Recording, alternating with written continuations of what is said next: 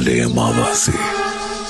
നീലിയുടെ ആത്മാവിന്റെ ശക്തി ആവാഹിച്ച് പ്രപഞ്ചത്തെ തന്റെ വരുതിയിലാക്കുവാനുള്ള വേടിലത്ത് ബ്രഹ്മദത്തിന്റെ അവസാന ശ്രമം.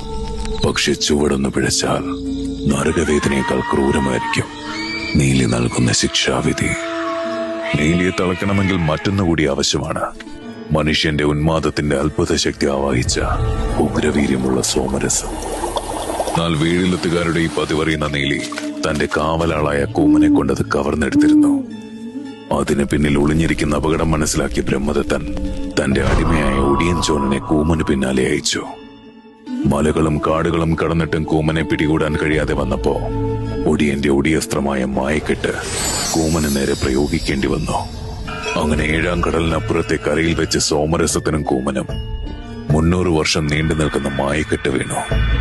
സോമരസത്തിന്റെ ഊർജം ചോർന്നു പോകാതെ കൂമനത്തിന് സ്വയം കാവലുമായി.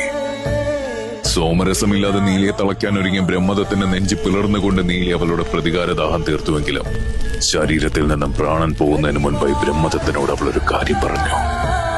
കൂമന്റെ കാവലിൽ സോമരസം ഇനിയും വീര്യം കൊള്ളും. അതിൽ നിന്ന് മായക്കെട്ടഴിയുന്ന നാൾ സ്വർണ്ണത്തരികൾ ചേർന്നൊരു പുതിയ കൂട്ടത്തിൽ കലരും. അത് സേവിക്കാൻ ലോകം മുഴുവൻ കൊതിക്കും. മനുഷ്യരാശി അത് രുചിക്കുന്ന അന്ന് നിന്റെ പരമ്പര പരിപാലിച്ചു പോകുന്ന ദുഷ്കറികളുടെ അന്ത്യമായിരിക്കും ബ്രഹ്മദത്ത. അങ്ങനെ 300 വർഷങ്ങൾക്ക് ശേഷം നീലി സോമരസം കണ്ടെത്തി. ഒപ്പം അവനെ നീരാവി ഫ്രം ദ ഹൗസ് ഓഫ് സഫേക്രോൺ.